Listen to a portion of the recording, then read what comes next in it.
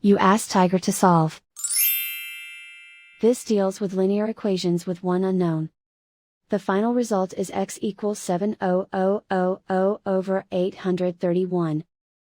Let's solve it step by step. Swap sides. Isolate the x. Multiply both sides by 100.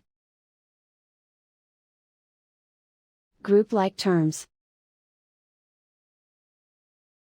Multiply the coefficients. Simplify the fraction. Multiply the fractions. Simplify the arithmetic. And so the final result is x equals 7,000 over 831.